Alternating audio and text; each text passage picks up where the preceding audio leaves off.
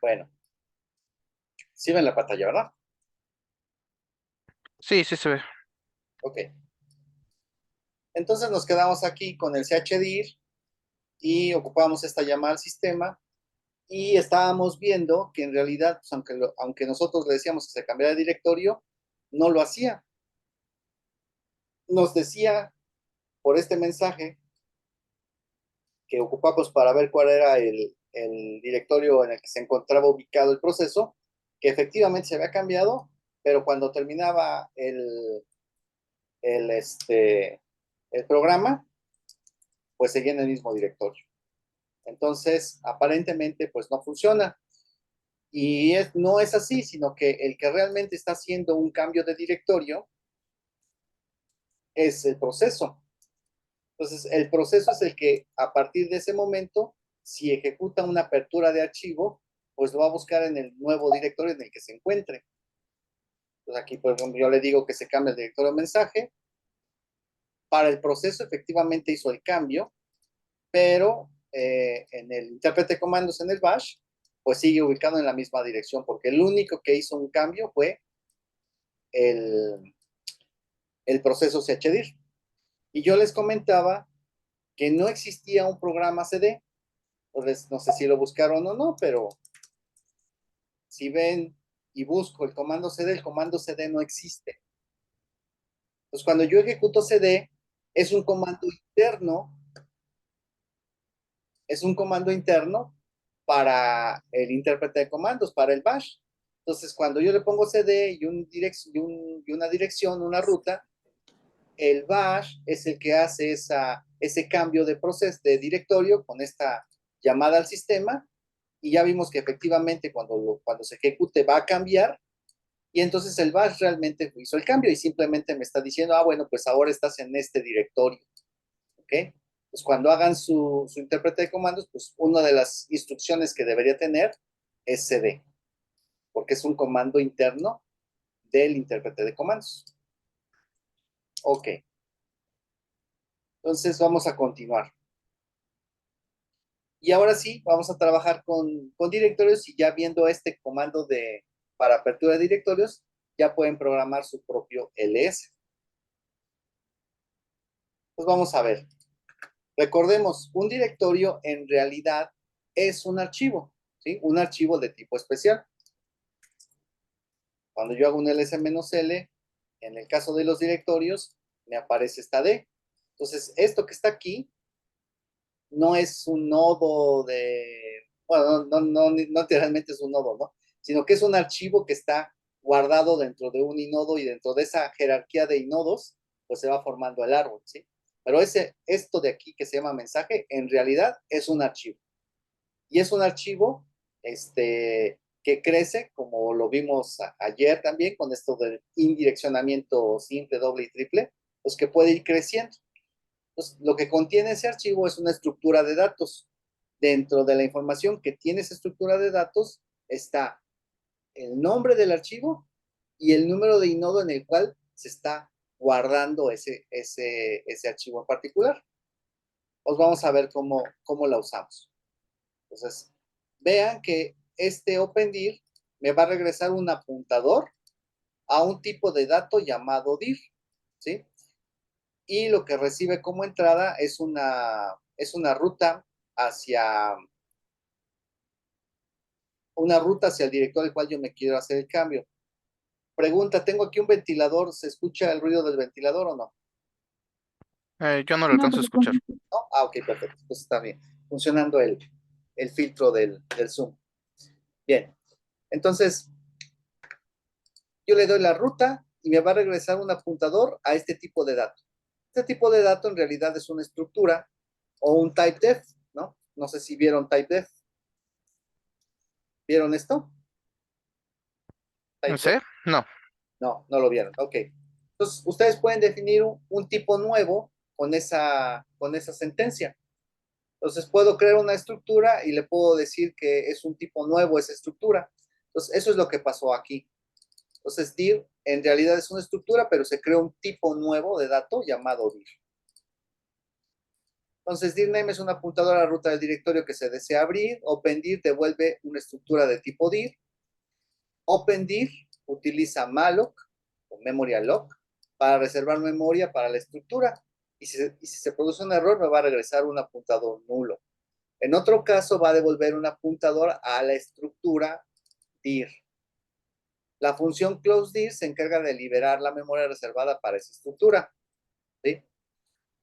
No es necesario conocer la estructura o los detalles de la estructura dir, dado que todas las funciones relacionadas operan internamente, así como ocurre con la estructura file, que nosotros no nos preocupamos por dentro como todos los campos que tiene y qué información hay que modificar cada vez que yo abro un archivo, etcétera. No hay que preocuparse. Hay rutinas específicas que trabajan con esta estructura dir. Entonces vamos a ver. Aquí hay un ejemplo, dice. Declaro mi apuntador a la estructura dir.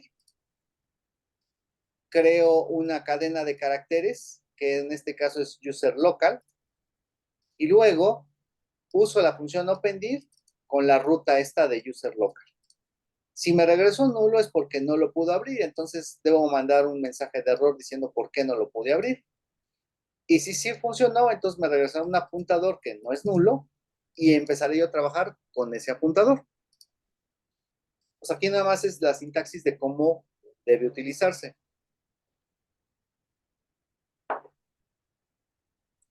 Ahora, como ocurre con los archivos, pues yo necesito cerrarlos. Entonces hay una función específica para cerrar directorios. Pues esa se llama closedir. Pues esta función cierra el directorio y libera la memoria que fue reservada inicialmente. Entonces ya saben que para liberar memoria reservada con malloc se utiliza free. Entonces si funciona, pues me regresa 0 y si no, me regresa un menos. Pues así es como está definida closedir. Yo le debo enviar a closedir el apuntador a directorio que fue el que me regresó acá cuando yo lo abrí. ¿Sí? Pues le mando ese apuntador y ya con eso lo va a cerrar. Ahora, pues eso fue para abrir y cerrar. Ahora, ¿cómo lo podemos leer? Entonces, para leer esta estructura de directorio está retir. Entonces, a retir yo le tengo que pasar el apuntador al directorio, lo que me regresó el open. Y como resultado, yo voy a obtener una estructura que se llama dirent, o sea, de directorio entry, ¿no? Pues aquí está el formato que tiene esa estructura directorio o entrada de directorio, ¿sí? Es el registro que cada archivo genera dentro del archivo dir, del archivo de directorio. Entonces vean que como parte de cada uno de los archivos que corresponde a ese registro de directorio está el inodo asociado a la entrada del directorio, ¿sí? Entonces voy a tener el número de inodo. Entonces ya que tengo el número de inodo, pues ya puedo abrirlo, etcétera. Ya puedo trabajar con el archivo, ¿sí? Porque ya sé qué número de inodo tiene asociado. Luego me va a decir la longitud que tiene toda la estructura, ¿sí? Y luego me va a decir cuál es el nombre asociado a ese inodo. Vean que es un inodo y un nombre asociado a ese inodo. Pues ese nombre asociado está guardado en una cadena de caracteres que tiene esta longitud, ¿sí? Hay una longitud máxima para el nombre de un archivo. Eso viene definido como parte como parte del sistema de archivos que yo estoy usando. Cada sistema de archivos tiene sus propios límites. Entonces, esta longitud de nombre, pues está definida acá en donde está esto de direntes, ¿sí? Pues hay una longitud máxima. Y aquí me está diciendo de cuánto realmente de este arreglo completo, cuántos bytes estoy usando para la ruta o el nombre del archivo. ¿Se entiende esto? Sí, Ok. Entonces ahora, conforme yo voy leyendo con retir, voy a ir avanzando sobre el registro de los archivos que están guardados ahí. Entonces voy a ir avanzando mi apuntador. Entonces para poder regresarme al inicio, está el rewind, dir. Entonces me va a regresar el apuntador de lectura del directorio, me va a regresar al inicio, ¿no? Entonces regreso de nuevo a la posición 0. Y si quiero saber en dónde me encuentro, pues ocupo teldir y entonces se me va a decir en qué desplazamiento o en qué posición estoy con respecto a la estructura del archivo de directorios. También me puedo ubicar en una posición específica. Entonces, para eso uso sigdir. Entonces, sigdir me va a decir, o me va a llevar a una posición que yo le diga. Le paso el apuntador de directorio y le digo en qué posición me quiero yo colocar. Y ya se va a esa posición, ¿sí? Entonces, con esto obtengo el acceso aleatorio al archivo de directorio. Entonces, el siguiente programa ejemplifica el uso de directorios. Entonces, va a recorrer el árbol de directorios a partir del directorio especificado. ¿Conocen ese comando tree? Sí. ¿Sí lo vieron en Linux? Me parece que sí lo llegamos a utilizar. A ver, los demás, ¿sí lo conocen?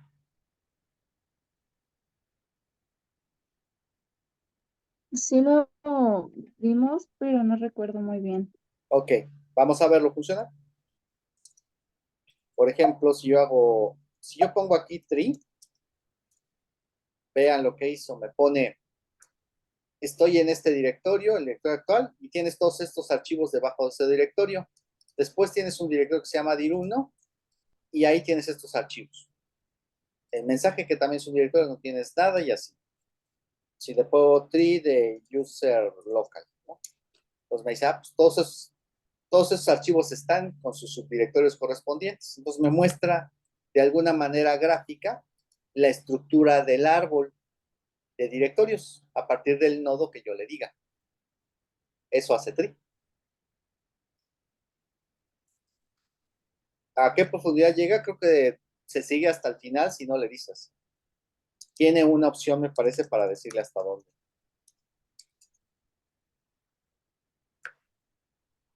Aquí está directorio solamente. Aquí está el nivel, ¿no? La máxima profundidad que tú quieres. Bueno, entonces vamos a hacer un programa que hace eso. Y aquí está. Este ya está un poquito más largo, ¿no? Pues vamos a verlo. Vamos a analizarlo antes de ejecutarlo. Entonces vean, nuestros archivos de cabecera que son necesarios. Aquí está el dirent, que es necesario para la estructura dir. Aquí estoy definiendo esta macro máximo nivel 10, seguramente para que no se vaya muy profundo. Defino aquí una estructura que se llama opciones. Ahorita vemos para qué sirve. Ahora, esta de opciones, esta es otra cosa de C, ¿sí? Esto que está así, esta notación. Vean que es una variable, un signet, pero tiene este 2.1. ¿Qué significa eso? ¿Saben? No, ese sí nunca lo había visto. Es una variable de un bit. En realidad en la memoria está guardando todo un entero, ¿no? O sea, 16 bits. Pero la variable tal cual solo toma valor en un bit, en el bit menos significativo.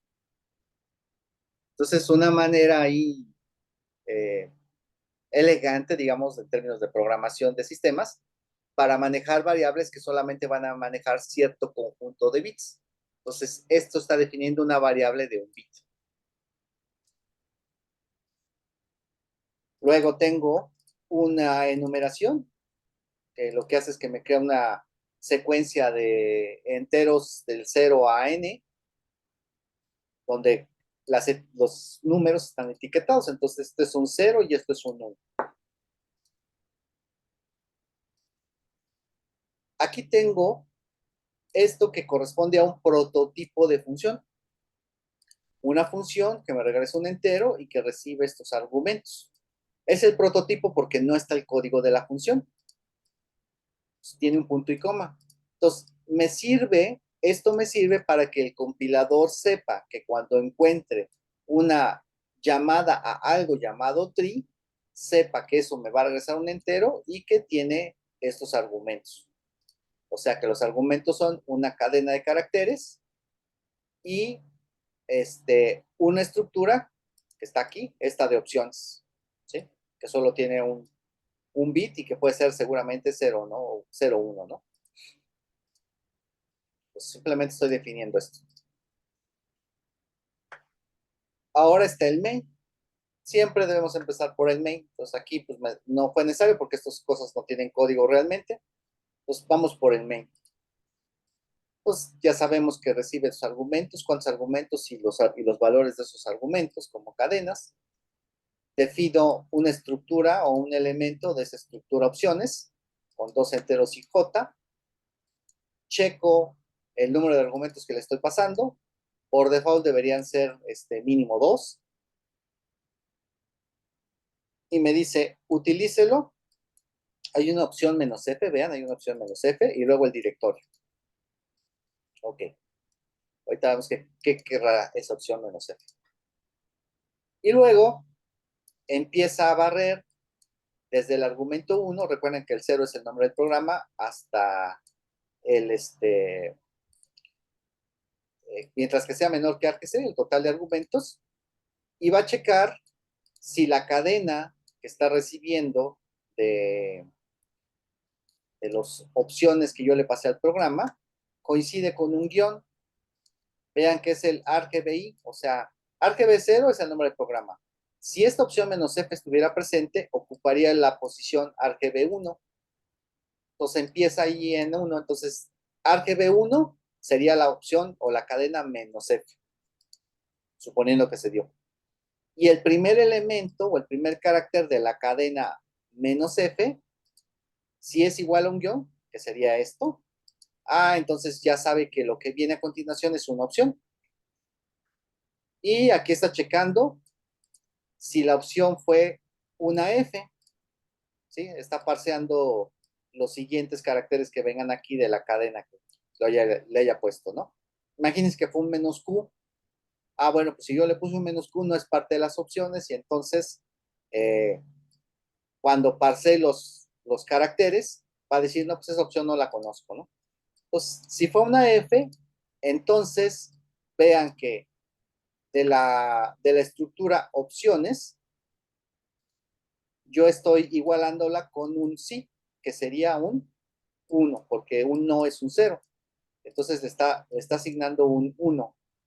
Y un 1 es un bit, ¿no? En binario, un 1 pues, es igual a un bit de 1, con el 1 encendido, con el bit menos significativo prendido. Entonces aquí estoy prendiendo ese bit y ya, tiene un break. Entonces hasta ahí termina esta opción. Si fue otro carácter que no fue ese, entonces me va a decir que la opción, y vean, tiene %C que sirve para imprimir caracteres, ¿no? Me dice la opción menos, y lo que le hayas puesto, dice no está definido, ¿ok? Ahora, esto está aquí como que es un C muy básico, digamos. Realmente hay opciones más bonitas, funciones más bonitas para manejar los argumentos. Me parece que más adelante en algunos otros ejemplos vamos a tener ese parseo de argumentos ya más elegante. Esto está muy, muy rudimentario, ¿ok? Hay formas mejores para parsear los argumentos. Pero esta opción simplemente es para hacer eso. ¿Hasta aquí alguna duda? Bueno, de esto no, pero no sé si más adelante venga, tengo una pequeña duda. Ok, sí. Bueno, ahorita nomás aquí, Ok. ¿vale? Nomás era sobre esto del parseo de argumentos, ¿ok? Recuerden, si hay dudas, digan. Si no es por micro, póngalo ahí en el chat. Ahora vamos a ver, dice análisis de la estructura de directorios. Entonces, ya que parse los argumentos, lo que viene a continuación pues serían directorios. Entonces, avanza de nuevo en la lista de argumentos y checa primero si la opción que tiene es un guión. Si es un guión, bueno, pues eso ya sabemos que ya se parsó acá, ¿no? Entonces, si es diferente al guión, entonces asume que es un directorio. Entonces, el yésimo argumento será el nombre de un directorio. Y le estoy diciendo si quiero que mostrar archivos, vean si la opción mostrar archivos está activa o no está activa. Entonces, esta menos F es de menos file, ¿no? Entonces, si yo le pongo menos F, significa que quiero que me muestre los archivos. Si no le pongo la menos F, entonces esta mostrar archivos tendrá un 0 y entonces no me va a mostrar nada. Y manda a llamar a la función tree.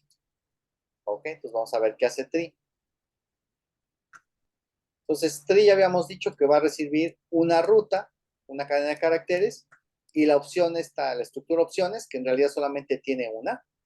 Pude haberlo hecho más sencillo, seguramente cuando lo pensé, estaba yo pensando en que tuviera más opciones. Si yo quisiera más opciones, aquí le voy poniendo cuál es el siguiente,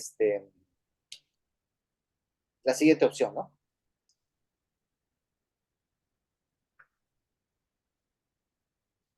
Bueno, ahora, pues vamos a ver esta sección. Creo o defino un apuntador a dir, al tipo de dato dir. Ahí está. Se llama dir-p, dir pointer, ¿no? Defino otro apuntador a la estructura dir-entry para guardar ahí el registro de cada archivo. Voy a llevar una variable que se llama nivel, ¿sí? Por cierto, aquí está static. LED de lo que nos están diciendo de static, de variables y funciones estáticas. Una de las cosas que nos dijeron, o su mapeo de memoria o manejo de memoria, no es cierto, pero no es lugar para que yo diga que eso está mal. Pero cuando veamos memoria, vamos a entender exactamente este estático, ¿ok? Entonces, voy a tener esta variable estática. Una variable estática es una variable que se debe inicializar siempre. ¿Sí vieron variables estáticas ya con C o no? No, ok. Vean que eh, hasta el momento siempre hemos usado variables como estas, ¿no? Aquí, IJ, etcétera, estructuras, pero jamás hemos puesto este prefijo static. Static define una variable que va a permanecer, cuya existencia va a ser permanente durante todo el programa. Cuando ustedes ingresan a una función, las variables de esa función se van a crear, ¿sí? Se van a guardar en una zona de memoria que se llama el stack. Ahí se van a guardar. Y cuando la función termina, esa memoria que se reservó del stack se va a liberar y se va a perder la variable. Bueno, las variables static no se pierden. Esas no están guardadas en el stack, están guardadas en otra zona que se llama el heap, ¿sí? Ahí es donde se van a guardar y esas variables van a seguir existiendo entres o salgas de la función y deben estar inicializadas siempre, se inicializan en tiempo de compilación. Pues siempre tienen que tener un valor de inicialización. Pues la variable yo no la puedo ver fuera de la función tree, solamente es accesible dentro de tree. Pero cuando yo salga de tree, la variable static no se va a borrar, se va a conservar en esa zona de memoria llamada el heap o el montículo. Ahí se va a quedar. Y si yo la modifico, el valor nuevo que tenga se va a preservar, salga o entre yo de la función, el valor último que tenga se va a conservar ahí. Entonces, esta variable static tiene esa característica, ¿sí? Y vamos a ver para qué nos sirve. Luego, tengo esta estructura que se llama buff de tipo stat. ¿Se acuerdan para qué era stat?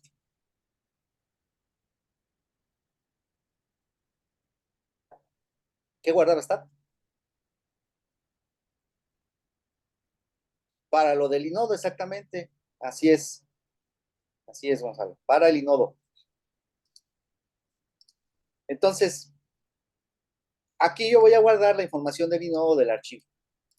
Y aquí tengo otras variables utilitarias y ok, etcétera, ¿no? Y aquí un nombre de archivo de una cadena para nombre de archivo de 256, tipo de archivo, ya. Son variables utilitarias, ¿no? Bien. Vamos a ver, dice, si el nivel es cero, entonces la primera vez que se ejecute el programa, pues efectivamente nivel va a valer cero. Entonces, si nivel es cero, entonces imprime, vean una cadena que contiene el nombre del archivo. ¿Sí? Entonces, si el nivel es cero, va a poner el nombre del archivo y un retorno de carga. Dice, si el nivel supera al máximo nivel, que es lo que yo le puse arriba como una constante con valor 10, entonces salte porque ya llegaste al tope. Si no, entonces va a continuar. Entonces, ahorita, vean, nivel, que es esa variable estática, vale cero. Entonces, pues, no vale, no importa. Luego, abre el directorio con esa función opendir y yo le estoy pasando el path que yo le indiqué a la función y me va a abrir el path y va a decir, bueno, pues aquí está, va a abrir el archivo, ¿no? Y me va a regresar esa estructura de tipo dir y ahí tengo el apuntador para hacer eso. Si por alguna razón hubo un error, pues va a abortar y se va a salir de la función tree. Ya. ¿Por qué podría abortar? Pues porque no tengo permisos, ¿no? Permiso denegado. Ahora dice, las dos primeras entradas del árbol dir o de la estructura dir corresponden con el directorio actual, o sea, el punto, y el directorio padre, el dos puntos. Entonces, voy a utilizar esta función seekdir para saltarme esos dos registros, ¿sí? Entonces, aquí este 2 me indica no es en términos de bytes, sino en términos de cuántos registros debo saltar. Entonces, salto las dos primeras entradas del archivo de directorio. Entonces, me salto el punto y el dos puntos que siempre están ahí.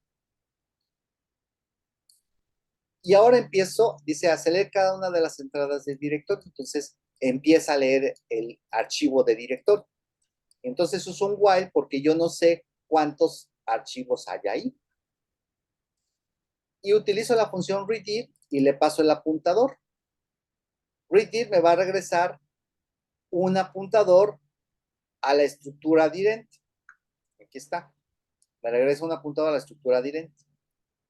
Entonces, aquí en este DP, yo tengo la información de un archivo que contenía el inodo, el nombre o la cadena con el nombre, de qué longitud era la cadena del nombre, etc. Pues todo eso lo tengo aquí.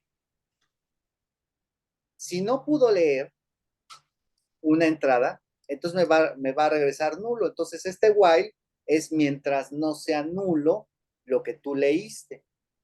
¿Cuándo va a ser nulo? Cuando ocurra un error o cuando llegue al final de la cantidad de archivos que tenga ese directorio. Pues cuando ya no haya más archivos, readIr me va a regresar nulo y entonces este while se va a terminar. Ok. Hasta aquí, ¿se entiende lo que está pasando? Sí. Bien. Nos avanzamos.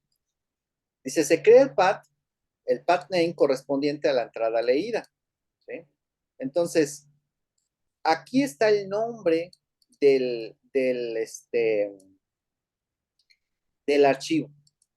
Y lo está comparando esta función string con compara cadenas. Lo está comparando con el punto y con el dos puntos. Esto en realidad no debería ser necesario porque yo ya le puse esto, ¿sí?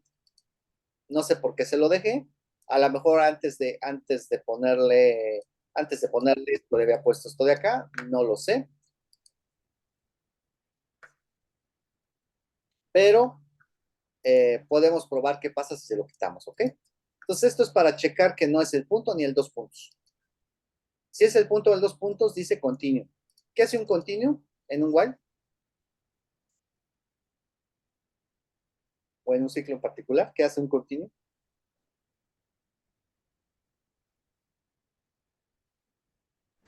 Se pasa a la siguiente iteración.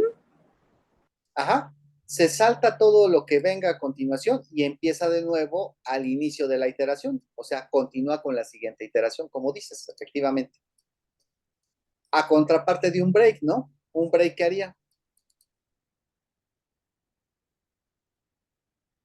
Pues termina todo el ciclo y se sale del Ajá, programa. exacto, aborta el ciclo, solo el ciclo, aborta el ciclo, ¿ok? Aborta el ciclo. Bien, ahora dice, usa la función sprintf, que es una impresión como un printf, pero en cadenas, ¿ok? Entonces va a imprimir en una cadena que se llama archivo, que es esta de acá, esta cadena, archivo de 256. En la cadena archivo va a imprimir, ¿qué cosa? Tiene %s diagonal %s. %s se va a reemplazar por el path, o sea, la ruta del directorio que yo estoy analizando, y luego el diagonal, y luego %s va a tener el nombre del archivo. O sea, es como esto, ¿no? Tengo la ruta y luego voy a tener el nombre del archivo. Entonces, este es path y luego va a tener una diagonal y va a tener el nombre del archivo. Entonces, eso es lo que me está imprimiendo aquí.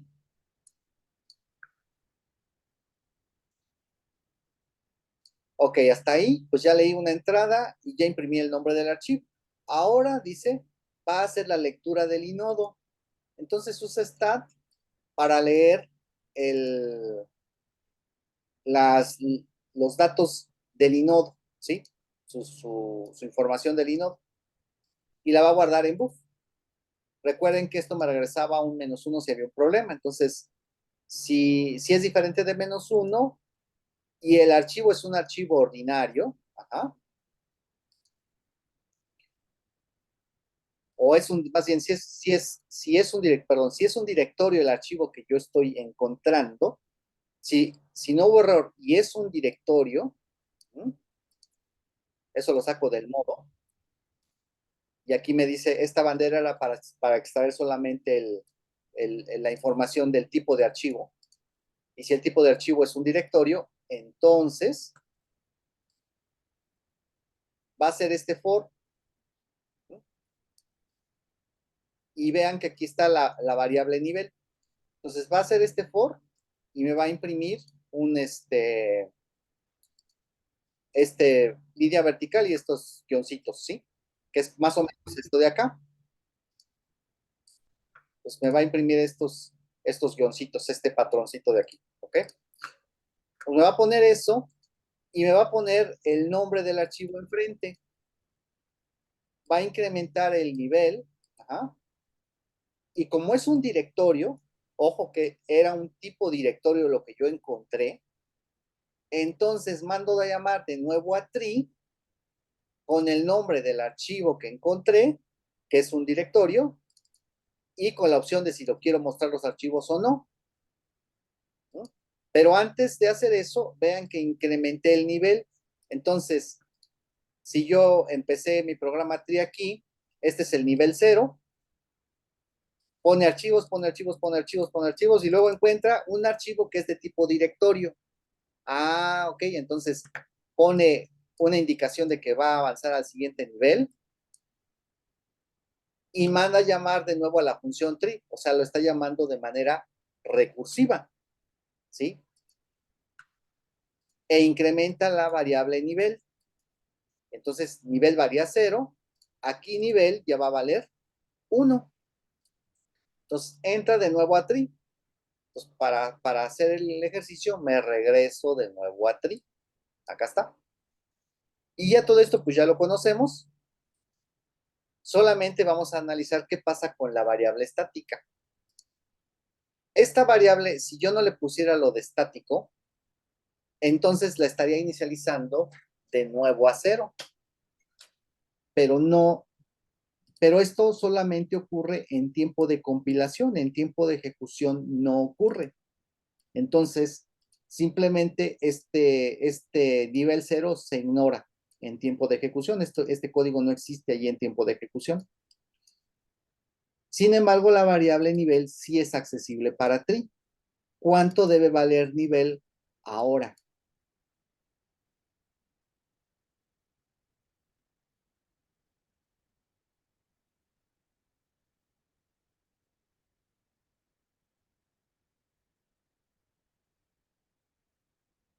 ¿Cuánto debe valer?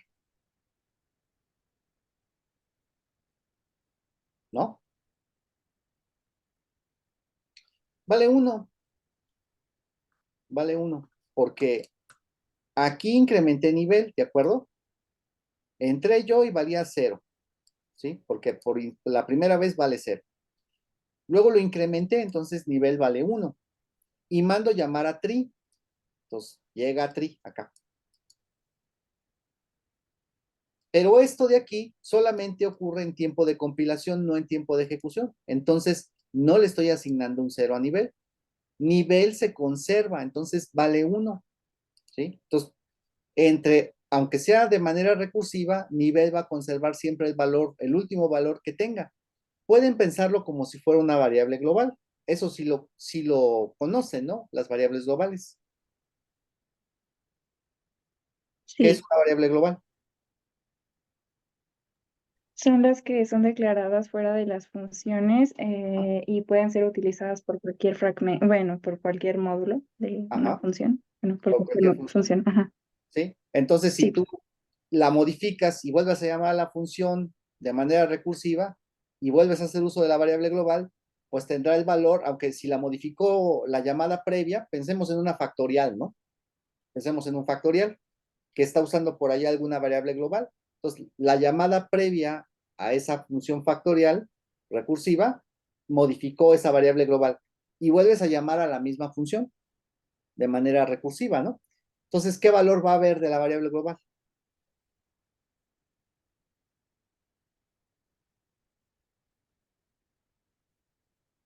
¿Qué valor vería? Si la llamada previa le puso, no sé, un 4 y vuelve a llamar a la función a sí misma, se llama a sí misma, ¿qué valor va a haber de la variable global? 4, exacto, ¿sí? Porque es una variable que existe en una zona de memoria que es, en este caso es compartida por todas las funciones. Entonces piensen en las variables estáticas como si fueran variables globales, pero solamente son globales para esta función. Solamente existen para esa función, no existen para otras, solo existen para esta. Entonces, si yo aquí incrementé nivel que valía 0 originalmente, pues ahora nivel vale 1 y vuelvo a llamar a tree, entonces vuelvo a entrar a tree. Cuando yo use nivel, ¿cuánto va a valer? Ah, pues ya le había incrementado a 1, entonces vale 1. Y si vuelvo a llamar a tree otra vez, hago este incremento y vuelvo a llamar a tree, ah, pues entonces como valía 1, ahora vale 2. Y cuando entre aquí, nivel vale 2. ¿Se entiende cómo está funcionando la variable estática? sí, Ujú. Entonces, Entonces, static, en este caso, la variable nivel, solamente, o sea, estático es porque existe en todo el tiempo de ejecución, pero eso no quiere decir que no pueda cambiar su valor. O sea, sí exacto. puede, pero cuando se vuelve a llamar la función, pues entonces ya no se asigna otra vez como que el valor cero porque no es una declaración, o sea, no es una asignación como tal ya eh, cuando se está volviendo a llamar, ¿no? Ujú. O algo así. Exacto, así es. Sí. Estática es una variable que va a estar presente siempre durante toda la existencia o todo el tiempo de ejecución de la variable tree, pero que no se inicializa aquí, se inicializa cuando tú lo compilas. Cuando lleguemos a esa parte van a ver incluso en dónde están esas variables estáticas, ¿ok? Todas las variables estáticas y las variables constantes se asignan en tiempo de compilación y son parte del programa. Lo hacen más grande al programa, queda como parte del código, ¿ok? Bien, entonces recuerden, véanlo como si fuera una variable global, pero solamente para esta función. Es la única que lo puede ver. Ok, entonces manda a llamar a tree y volver a ejecutar todo esto. Ok, entonces ya hasta aquí, pues ya no me preocupo, ok. Ya sé que va a volver a ejecutar todo esto y si encuentra otro directorio, pues va a volver a llamar a tree y así se la va a llevar. Bueno, Vamos a seguir avanzando en el nivel 0, ¿ok? Olvidémonos de los niveles de profundos. Entonces seguimos en el nivel 0. Y no era un directorio, entonces no entro aquí. Entonces, si el archivo no es un directorio, entonces se va a imprimir el nombre del archivo y su tipo de archivo. Entonces, si la opción es mostrar archivos, y realmente pudo leer el nodo, entonces va a imprimir estos guioncitos para llevar a esta estructura de arbolito aquí de nivel, y va a ver qué tipo de archivo es. Esto ya lo usamos, ¿sí? Lo usamos ayer para ver si era un archivo ordinario, bueno, si era ejecutable, ordinario, era para los permisos, ya me acuerdo, era para parsear los permisos, ¿sí? Entonces aquí estoy ocupando esa misma parte de código, nada más que en lugar de checar si era un directorio o algo, o los permisos más bien, estoy viendo qué tipo de archivo es, si es un archivo ordinario, si es un carácter, si es un bloque, si es una estructura fijo, o sea, un pipe. Y esto dice, bueno, pues, esto no debería pasar, ¿verdad? Pero si hubiera algún error en la estructura y no empata con ningún tipo de dato, entonces pues, pondré ahí una interrogación porque no sé qué cosa es eso. Aquí me falta un tipo de archivo, que es un socket, ¿sí? Aquí me falta un socket. Ahí podría salir la interrogación. Y después me va a poner el tipo de archivo, ya una vez que supo cuál es, ¿sí? Que es este carácter. Me va a decir, bueno, pues ese es el tipo de archivo con el nombre del archivo que encontró y ya. Y esto es el while, todo esto es el while. Entonces así va a estar. Va a abrir, va a leer una entrada en el directorio, va a checar si es el punto 2 puntos, si es eso se regresa, me va a imprimir el path con el nombre del archivo, va a sacar los datos del inodo para saber si es un archivo, qué tipo de archivo es, eso lo saco del inodo, luego va a checar si es un directorio lo que encontré. Si lo que encontré es un directorio, entonces va a llamar de nuevo a tree de manera recursiva y va a ir incrementando la variable a nivel para que yo sepa en qué profundidad de la búsqueda de directorios o de la exploración de directorios me encuentro, para no irme muy profundo. ¿Ok? Para eso yo me voy a mantener un control. ¿Dónde está el control? Pues está acá arriba, es lo primerito que hace, ¿no? Si el nivel supera al máximo nivel, entonces hasta ahí llegas y te sales. Si no, podría yo tener una profundidad enorme. Digo, en la práctica eso no va a ocurrir, pero podría pasar, ¿sí? O bien si es una liga, por ejemplo, ¿no? Si es una liga, podría ocurrir eso. Una liga y estuviese apuntando al directorio padre y entonces se genera un loop ahí, en ese caso. El máximo nivel nosotros lo definimos acá arriba. Acá está. Yo le puse máximo nivel 10. Puedes ponerle más grande.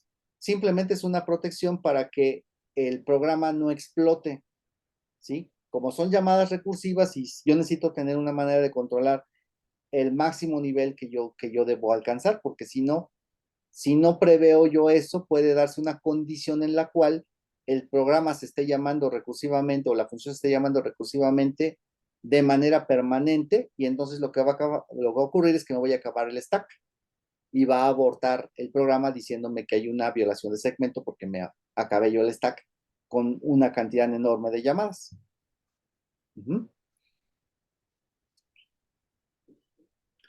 Un archivo puede tener una ligadura a sí mismo, siendo literalmente un círculo, ¿sí?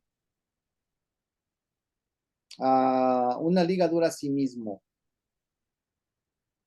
Pues sí, pues es lo que estás haciendo cuando creas, pero es un nombre de archivo distinto.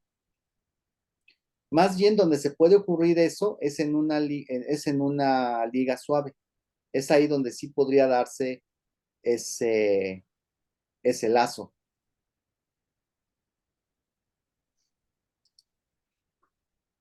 Creo que nos falta ver ligas suaves. No me acuerdo si viene más adelante, si no, ahorita les explico qué es una liga suave.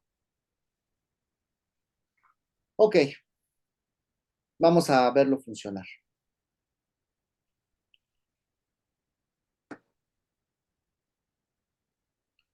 Ajá, pero si lo viste. Ok, muy bien, pero dime qué es una liga suave. No qué hace, qué es. Por ejemplo, vamos a ver. Voy a hacer una liga suave, ¿ok? Del archivo MVC a liga MVC. Ahí está la liga, ¿ok? Bien.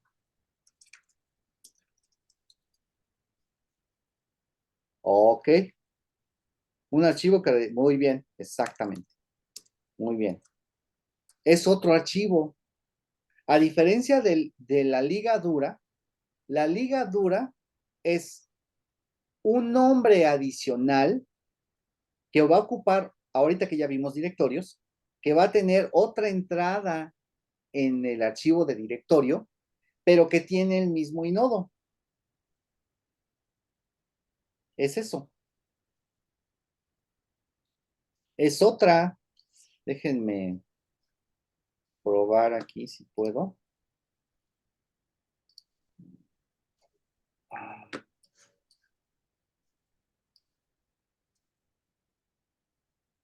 Un momentito.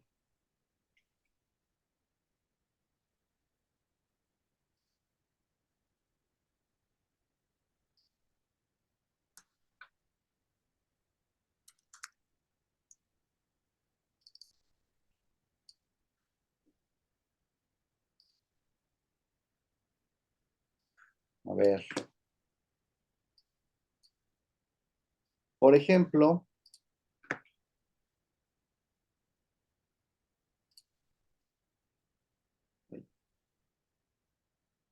lo bueno es que esto me corrige mis inputs. Este es un archivo de directorio. ¿Ok? Y entonces tiene registros por cada directorio. Ya vimos qué estructura tiene. ¿Sí? De los campos importantes que a mí me interesan es la del inodo. El inodo. ¿Ok? Y otra es el nombre del archivo. Pues pueden verlo como una tabla. Tiene un inodo, un número de inodo, el que sea, y tiene un nombre de archivo. Ahí está. Entonces yo tengo en mi sistema de archivos, por ahí, un archivo que se llama a.out. Y yo después hago una liga suave. Ah, bueno, vamos a hacer una liga dura. Y yo hago una liga dura, le pongo ln, a.out, a b.out. Entonces, el efecto de hacer esto, si yo después hago un ls, me va a poner a.out y b.out. Hasta ahí ustedes ya lo saben. ¿Qué va a pasar o qué fue lo que pasó? Pues que en el directorio en el que está haciéndose esto, se creó otra entrada que se llama b.out. Pero el inodo es exactamente el mismo número de inodo. Entonces, tanto a.out como b.out hacen referencia al mismo inodo. Y eso es lo que ocurre cuando yo creo una liga dura. Puedo hacer otra ligadura adicional. Puedo poner otra vez. Puedo poner de nuevo ln a.out a c.out. Y si yo hago eso, voy a tener ahora otro archivo aquí que se llama c.out, pero el inodo al que está haciendo referencia es el mismo. Ahora, voy a hacer una liga suave. Entonces, si yo hago una liga suave, le voy a poner el n menos s y le voy a poner a a.out, que sea d.out.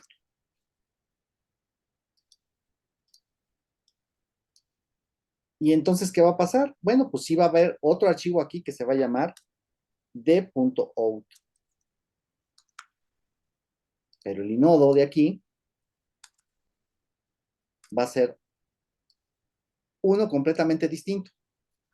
Es decir, este archivo y este archivo, el de acá y este, no son lo mismo. Son diferentes archivos.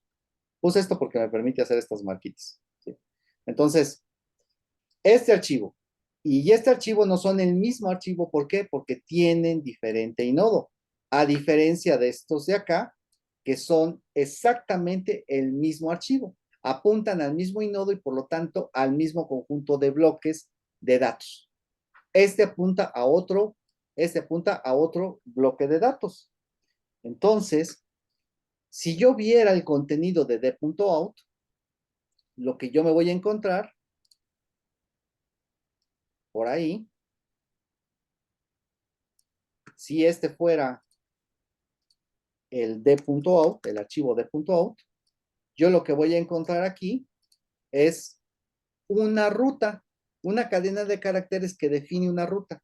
Y esa ruta va a ser a.out. Entonces, una liga suave, aquí está, una liga suave, es otro archivo cuyo contenido es una ruta al archivo al cual se le creó la liga.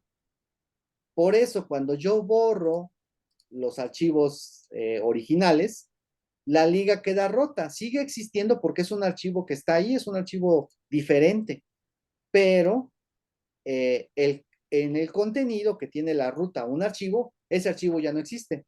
Entonces, por eso se crea una liga que está rota.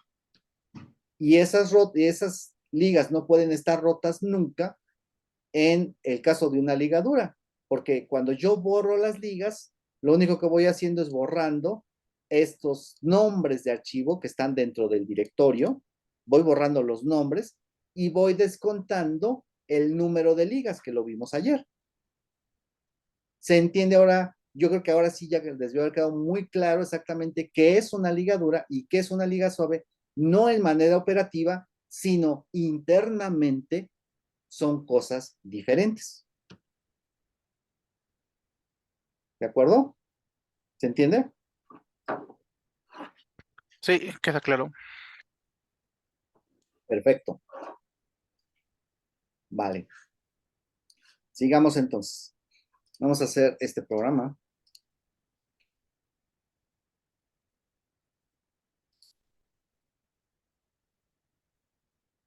A mí me encanta este curso.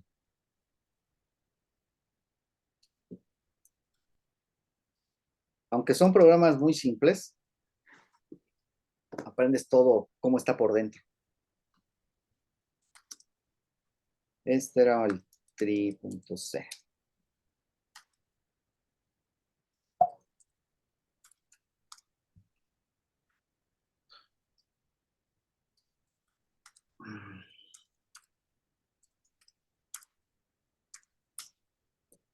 Ok, vamos a ver si compila.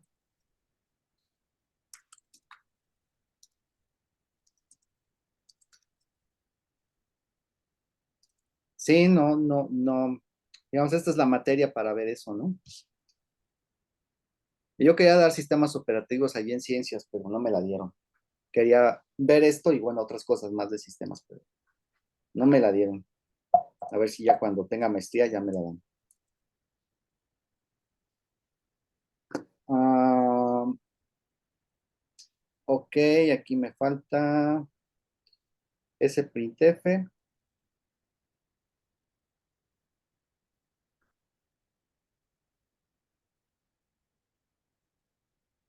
Ah, pintos. Ujú. Sí, también es una materia muy interesante, esa de sistemas operativos. Ok, a ver, déjame ver. Me falta la declaración del main, su entero. Ok, aquí se queja porque no le puse el tipo de dato. Por default debería ser un entero, pero me dice, tienes que ponerle el tipo. Ok. Vamos resolviendo por pedacitos. Primera cosa, main tiene su tipo de dato entero. Segunda cosa, si defines una variable estática, di de qué tipo es. Aunque por default todas las variables se definen como enteros, eso es el estándar de C, pero ahorita ya hay que ser más cuidadosos. Ok, ya está. Ahora dice retorno con no valor.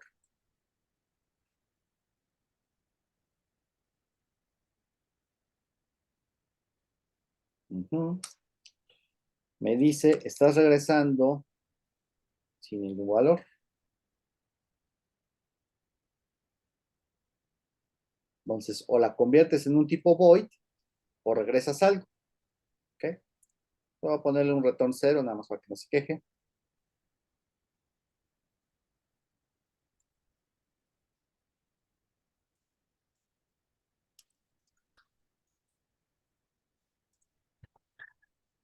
Pero creo que también era en tree, ¿no? En tree. Sí, que le pones nada más return. Creo que también ahí debería, como es un int tree.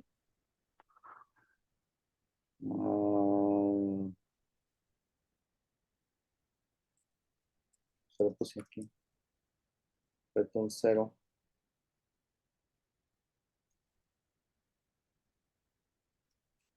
Aquí.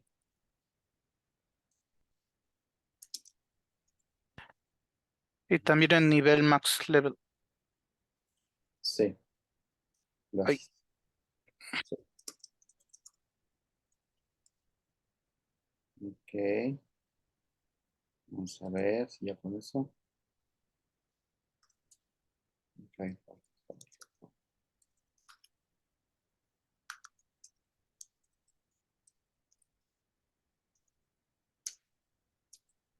Ya nos quitamos los int y nada más nos quedan los string. Not include string.h o provide la declaración. Ok. Nos falta de incluir string.h.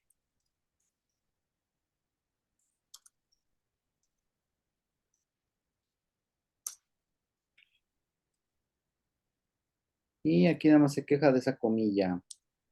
En la 29. 29. 88. Aquí que no te gusta.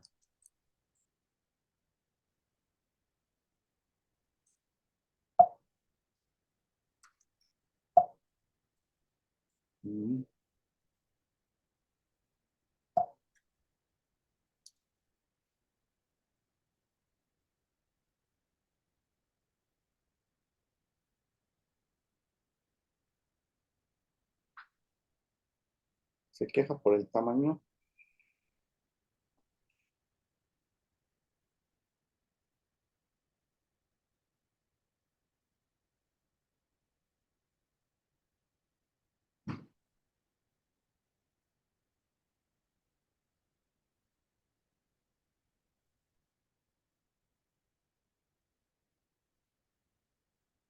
Bueno, ahí te veo a ver. Si falla, no sé qué se está quejando, no lo entiendo. Vamos a ver si funciona ya. Ahí está. Entonces vamos a poner tree. Me dice tree y ponle qué directorio quieres. Ok, vamos a ver si le pongo punto, a ver si funciona. Y ahí está. Solamente me dio los directorios. Si yo quiero los archivos, le tengo que poner -f. Entonces vamos a ponerle -f. Ahí está. Me dice, vean que aquí bajó de nivel. ¿Sí? Se baja de nivel. Y me está diciendo qué tipo de archivos. Este es un ejecutable, este es un ordinario ejecutable. Y cuando son directorios, manda llamar recursivamente a tree y entra al tree y, y me pone ahí la lista de archivos. ¿Sí? Vamos a hacerlo un tree así nada más de user local. Y ahí está. Entonces es muy parecido a lo que hacía el comando tree. Vean que lo está haciendo con la profundidad y todo. ¿Y cómo lo hago? Aprovechando recursividad. Entonces aprovecho recursividad para seguir la misma rutina y ya. ¿Ok? ¿Dudas aquí? Si le pongo -F me va a dar lo mismo, pero con todos los archivos.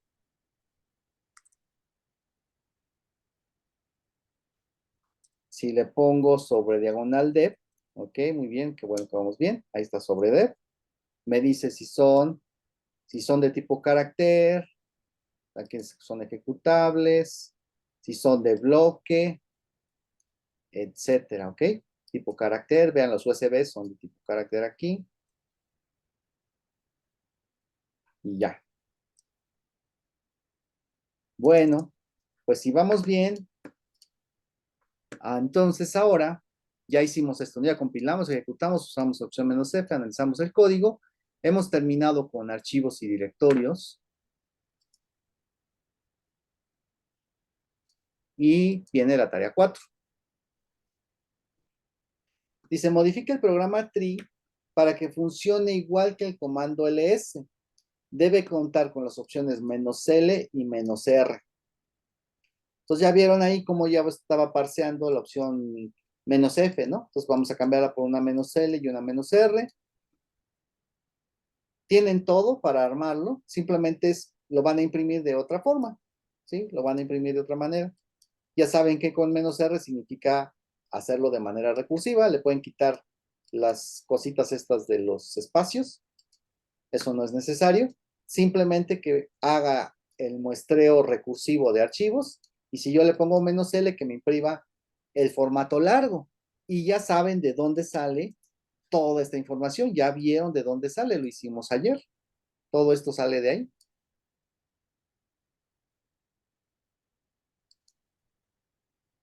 ¿De acuerdo? Sí, de acuerdo. Muy bien. Pues ya pueden hacer su propio ls.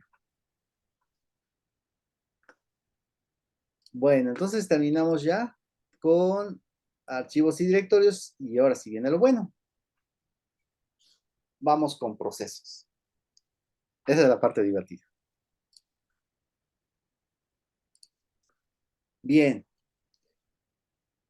¿Cuál es la diferencia entre un programa, un ejecutable y un proceso?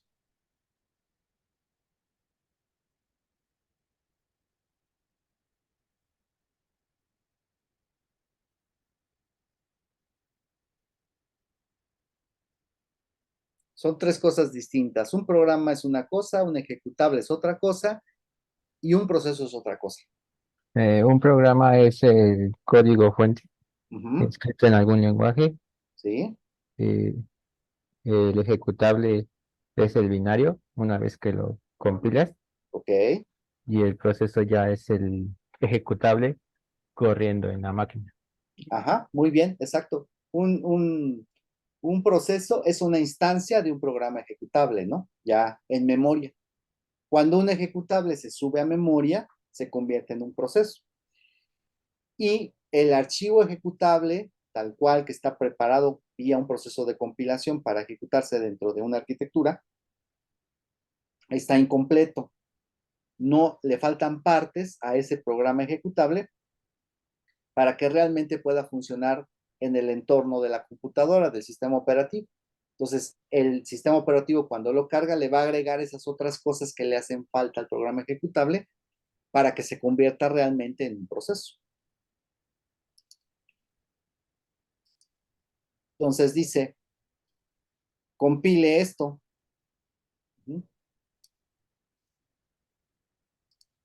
Pues vamos a probar, ¿no? Primero esto de aquí. Dice ahí, un arreglote de 50,000 enteros, ¿no?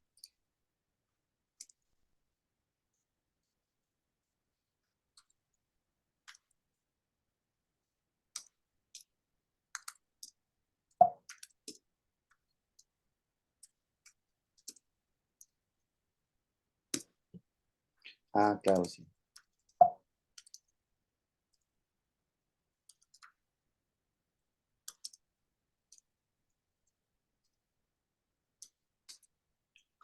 Entonces, aquí lo que nos interesa simplemente es ver el tamaño. Entonces, este archivo, así como está ocupando 15K. Dice, modifíquelo para que tenga esta definición. ¿Qué hace esta expresión de aquí? ¿Qué está haciendo aquí?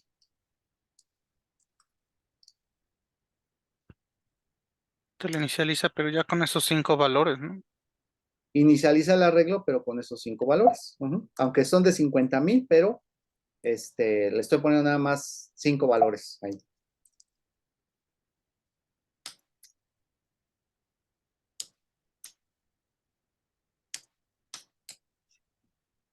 ¿Qué pasó?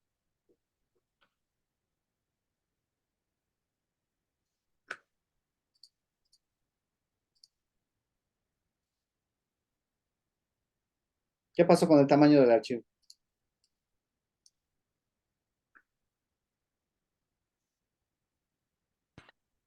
Creció, ¿no? ¿Creció? Ajá. Y yo solamente le di valores a 5. De hecho, si le doy valor a 1, solo le voy a dar valor a uno de los elementos.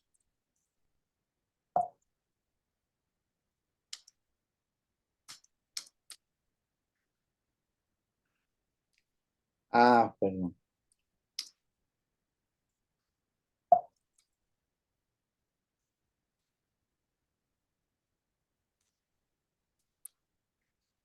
Ejercicio interesante, ¿ok? Vamos a ver. Lo compilamos primero, definimos el arreglo, que es una variable global. Vean que eso es muy importante, es una variable global. Y el archivo tiene este tamaño, ¿no? De 15K. Después lo inicializamos. Algunos de sus elementos del arreglo los inicializamos. No todos, no los 50,000, solamente algunos cuantos. De hecho, aquí solamente son 5, ¿no? Y cuando lo compilamos, el tamaño del archivo creció. Creció, si hacemos la cuenta, de esto menos esto, creció este tamaño.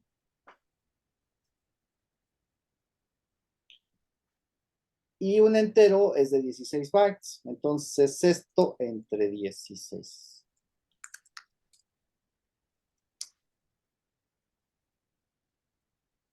Vamos a ver. A ver. A ver. Esto. Más entre 50,000. Ahí está. Entero de 4 bytes. No de 2, ¿ok? 4 bytes. ¿Sí?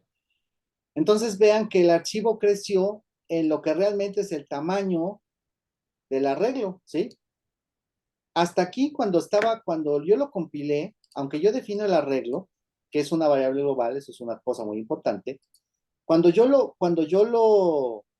compilo, el archivo tiene un cierto tamaño. Pero si yo le inicializo el arreglo con algunos valores, entonces el archivo crece con la cantidad total de elementos del arreglo. Aquí está, los 50,000, ¿sí? No entendí qué está pasando en la terminal. Ok, ahorita explico de nuevo.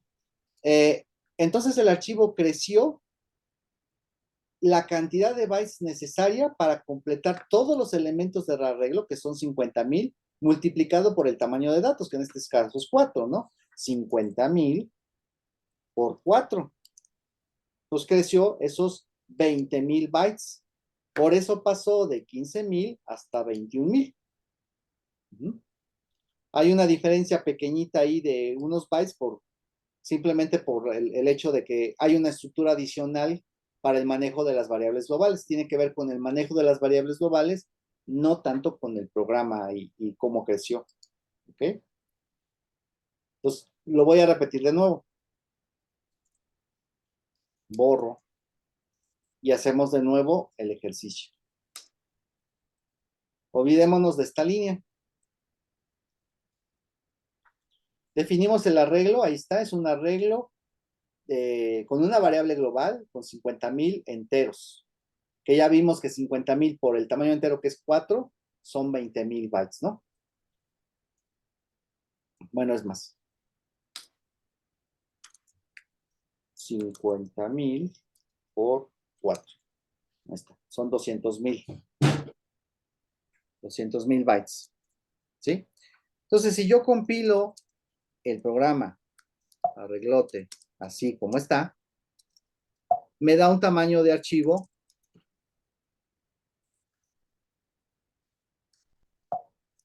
de 15K. Sin embargo, si yo al programa en la variable global, ojo que estoy diciendo que es global, yo le asigno algunos valores, como está en el ejemplo. Entonces estoy inicializando algunos valores de esos 50,000 elementos, le estoy inicializando los primeros 5, ahí me salté un 2.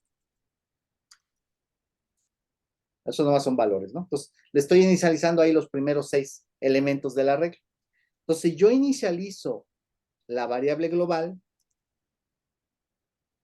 lo compilo y checo el tamaño, ahora creció en esta cantidad de bytes, que resulta que si yo hago la cuenta de cuánto creció el archivo, que es haciendo la resta de lo que mide ahora con lo que medía antes, obtengo este valor de 200,000 más un 16 ahí. Ya habíamos hecho la cuenta que 50,000 por 4 bytes que componen un entero me da 200,000. Entonces son estos 200,000, es decir, cuando yo inicializo una variable global, el espacio que requiere la variable va a formar parte del programa ejecutable. ¿Sí? Entonces, en forma de dibujito, si yo tengo mi programa ejecutable, ok, estoy hablando de un programa ejecutable, no el fuente, y tiene un cierto tamaño, entonces, digamos que toda esta parte, cuando yo lo compilo sin nada, ¿sí? Sin variables, así, ocupa este tamaño, ¿no? Pero cuando yo lo vuelvo a compilar y le digo, cuando yo le digo, quiero que le guarde las variables globales, entonces le va a agregar otro pedazo al programa ejecutable. Le va a agregar otro pedazo. Un pedazo adicional. ¿Okay? Le va a agregar otro pedazo y aquí es donde van a estar las variables globales. ¿No? Entonces, hace rato en el ejercicio yo les decía, cuando tienes una declaración de una variable estática, las asignaciones siempre tiene que estar inicializada la variable estática. Y esa asignación que viene ahí va a quedarse como parte del programa ejecutable. Es decir, se va a generar esa inicialización en tiempo de ejecución. Perdón, en tiempo de compilación se va a quedar. Entonces, es lo que está pasando aquí. Si yo declaro esta variable como global, el compilador sabe que eso es una variable global, la va a manejar como variable global, pero no necesita asignarle ningún espacio como parte del archivo. Esas inicializaciones, como está aquí abajo, las hace cuando el programa empieza a funcionar. Y hasta entonces será necesario guardar los valores de la regla.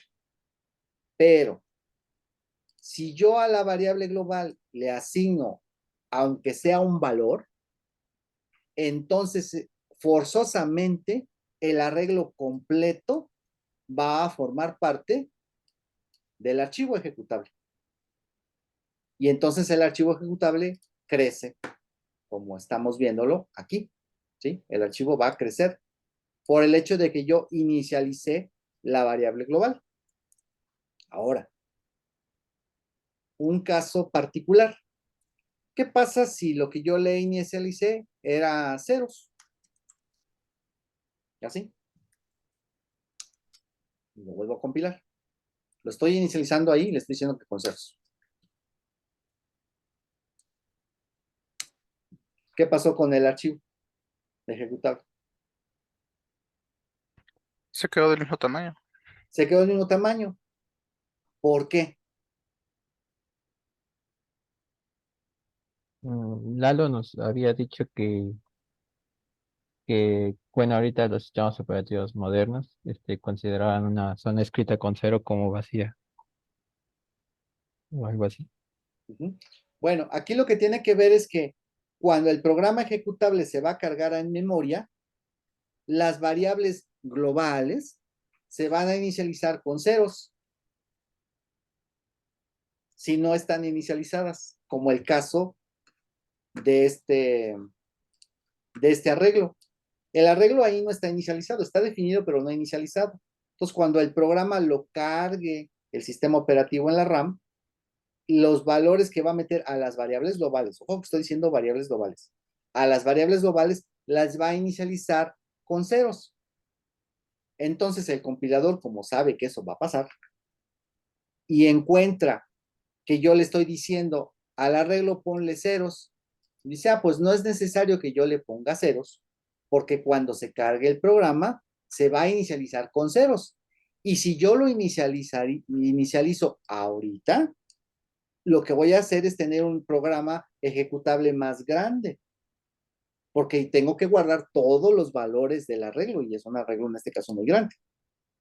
Entonces, para evitar eso, si lo voy a inicializar con ceros, yo compilador ignoro esa inicialización, no lo pongo el arreglo inicializado en el archivo ejecutable, porque yo sé, compilador, que cuando el programa se ejecute, las variables globales se van a inicializar con ceros. Pero, si simplemente yo le pongo algo que no es cero, como aquí, el primer elemento le digo, pues el primero va a valer 1.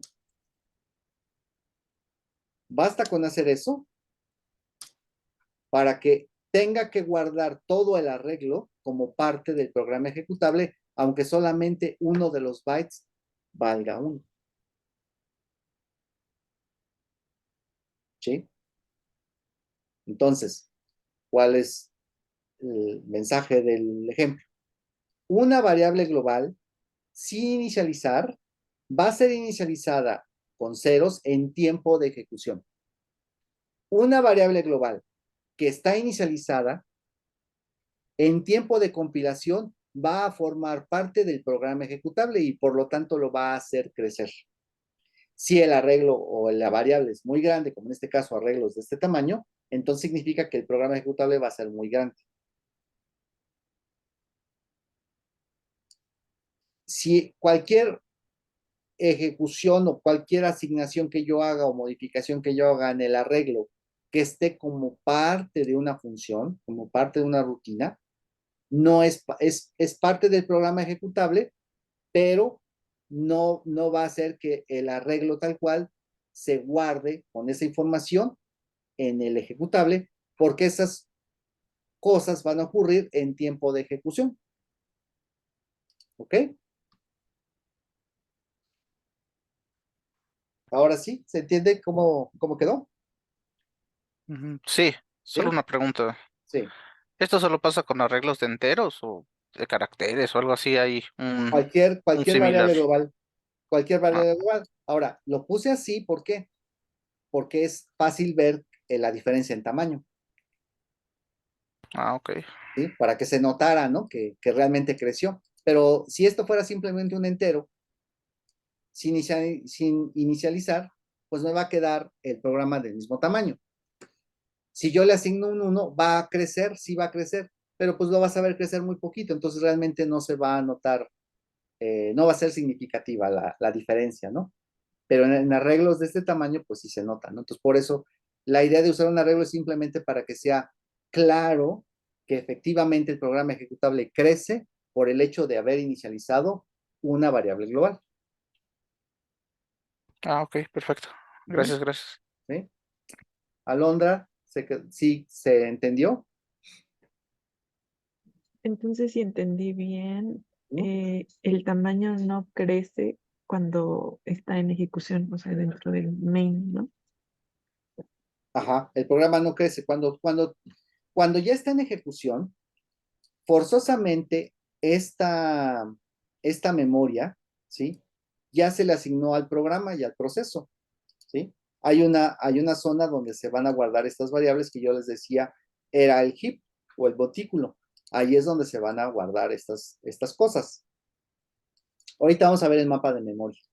Entonces, cuando ya entra en ejecución, sí va a haber una zona de memoria que va a tener 50,000 enteros o 200,000 bytes que están asignados a esta variable arreglo.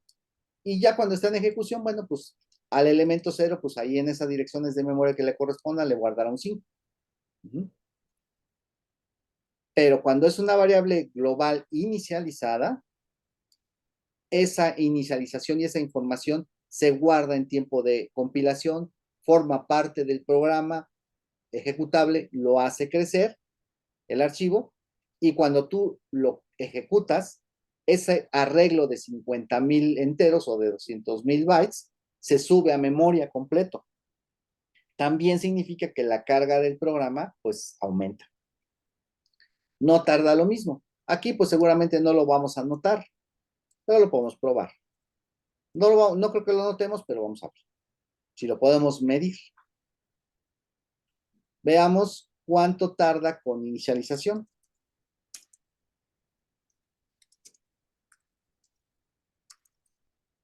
A ver si nos da, ¿eh?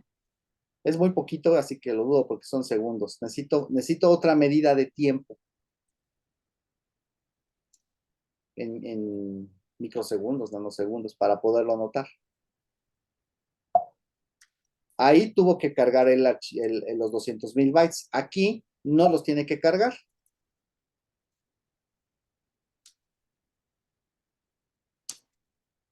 Pues sí, no se nota. No se nota. ¿Ok?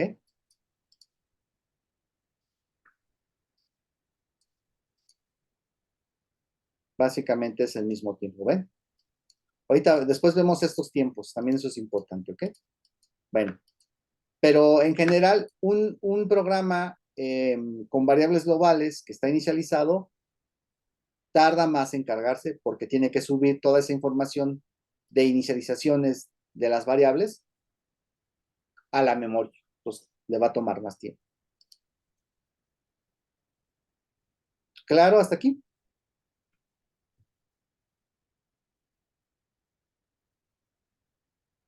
¿Sí? Bueno, bien. Ahora, la memoria tiene sus direcciones desde la 0 hasta la más alta que tenga, ¿no? FFF. ¿Sí? Entonces, la memoria también está por secciones. Entonces, cada programa se le va a asignar una cierta sección de memoria. Manejar la memoria en términos de bytes resulta muy complicado y poco eficiente para el sistema operativo. Entonces, así como tenemos en el sistema de archivos bloques de tamaño constante, también en el manejo de memoria vamos a tener bloques de tamaño fijo. Eso le llamamos el tamaño de página, ¿sí? Que normalmente son de 4K también. Entonces, un bloquecito de 4096 bytes me va a definir una página para el sistema operativo. Y entonces va a estar manejando bloques de memoria de 4096, porque eso es más eficiente. Cuando yo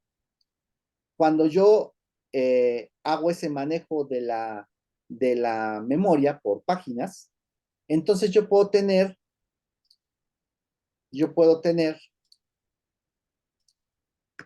que, digamos, si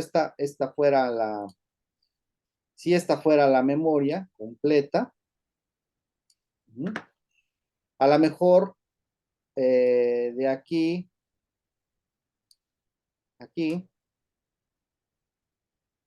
yo tengo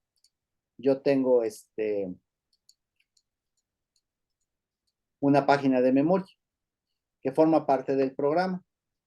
Y resulta que por el manejo de la memoria, a lo mejor este bloquecito de acá, este bloquecito de aquí, lo tenía ocupado otro proceso. Y el programa no cabe en 4K, necesita otra página de memoria. Ah, ok, entonces le asigna la siguiente.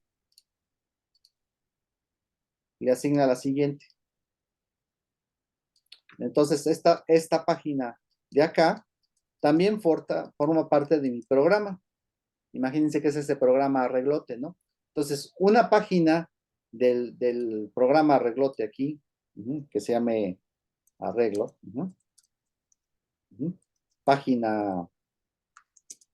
la página 1, está aquí, y otra parte del programa está acá abajo, en otra página. Entonces, la página 2. Bueno,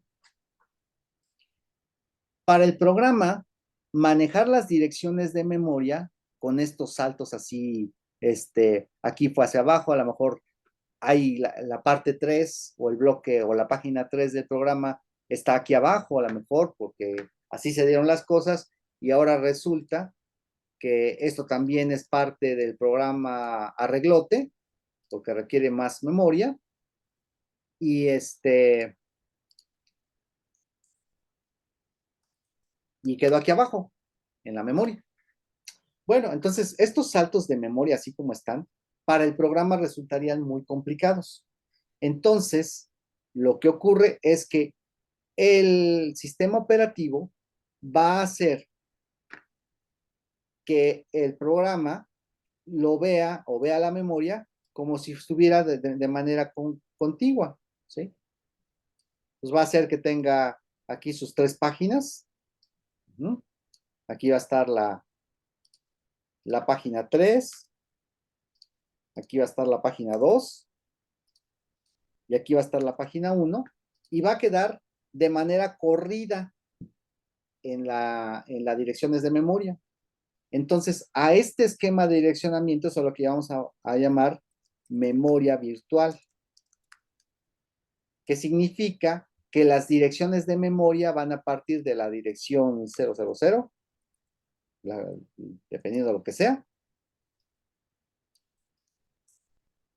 hasta la FFF, ¿ok? Entonces, el programa siempre va a manejar o va a ver que la memoria empieza desde la dirección más baja, la 00, hasta la dirección más alta, FFF, independientemente de si la usa toda o no. El sistema operativo se va a encargar de hacer ese manejo de direcciones para evitarle la confusión de que una página está en otro bloque distinto, un bloque de direcciones diferente, etcétera, ¿no? Entonces, la memoria virtual va a hacer eso. Y esta es la memoria real. Entonces, esto nos lleva a otra cosa que se le llama el modo real y el modo protegido. En el modo real de ejecución, solamente funciona el kernel. El kernel es el único que puede ver las direcciones reales de la memoria y trabajar sobre las direcciones reales de memoria. Entonces, el kernel trabaja en el modo real, donde las direcciones son efectivamente las físicas de memoria. Y los procesos trabajan en el modo protegido, en el que las direcciones de memoria son virtuales. no son reales. Existe un mapeo de las direcciones virtuales del proceso hacia la memoria real. Si este quedamos que era el programa arreglote, ¿no? Pues existe otro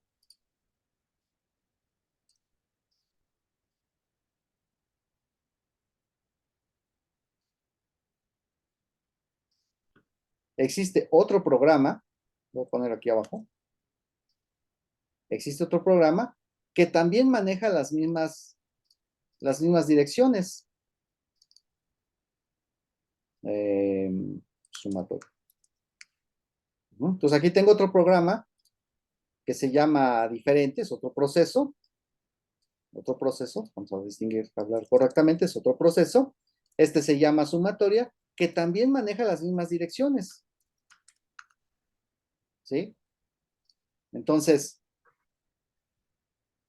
ambos procesos están en el mismo sistema operativo, coexisten en la misma memoria, pero para la memoria virtual del proceso, sus direcciones van de la 00 hasta la más alta, la FFF.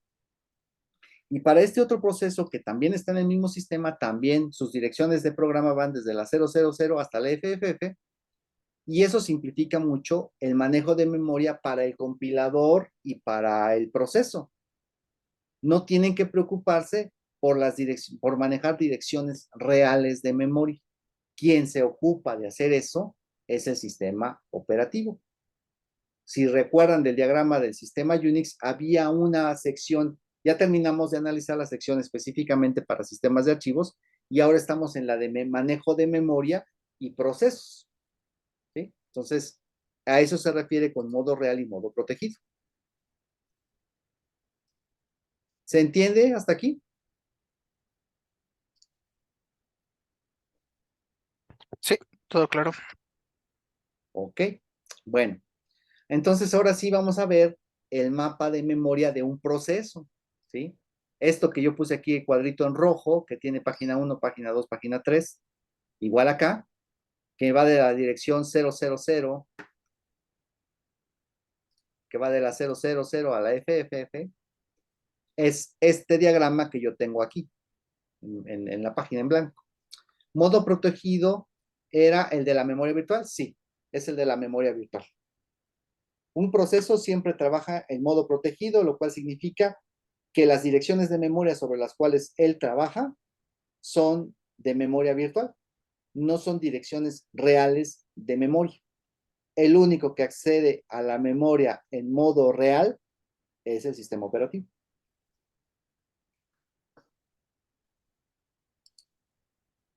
Ok.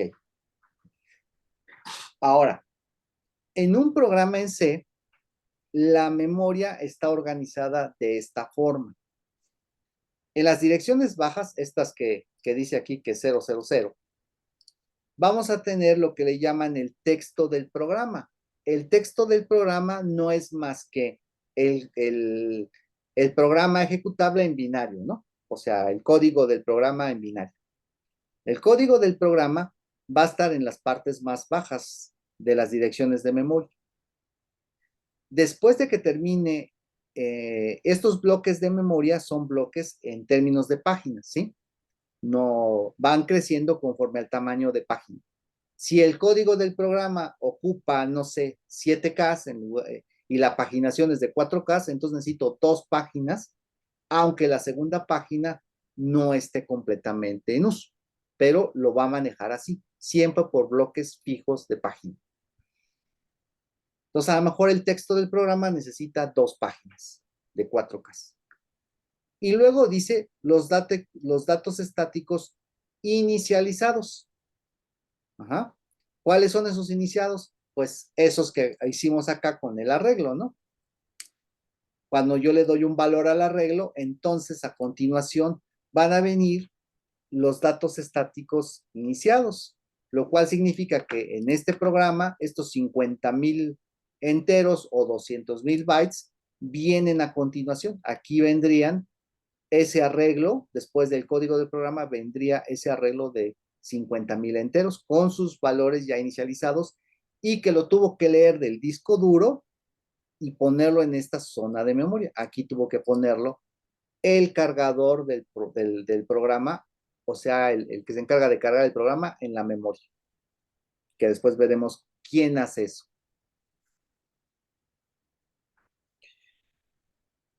Después vienen, dice, los datos estáticos no iniciados. Normalmente aquí son códigos de funciones o llamadas a funciones, direcciones de llamadas a funciones que que no se inicializan, ¿sí? Son estáticos, pero no están inicializados porque son llamadas a funciones. Hay funciones que también son estáticas, ¿ok? Entonces, es aquí en esta zona en donde eso ocurre. Y después viene a lo que le llamamos el montículo o el heap. Cada vez que ustedes hacen una reserva de memoria con memory alloc o toda la familia alloc de C o el malloc, van a estar reservando memoria aquí y esta memoria va a ir creciendo en direcciones de memoria, de una dirección baja a una dirección alta. Y ahí va a ir reservando memoria. Ahora vean que existe otra estructura que le llamamos la pila. La pila va en sentido opuesto, ¿sí? Esta va creciendo, el heap va creciendo en direcciones de memoria y la pila va decreciendo en direcciones de memoria. Entonces puede darse la situación en la que tanto pila como heap llegaran a colisionar. Ahora, en la práctica eso es muy difícil que llegara a pasar. ¿Por qué? Porque estas direcciones de memoria que están acá son virtuales. Entonces, va a tomar, si es una arquitectura de 64 bits, pues va a tomar aquí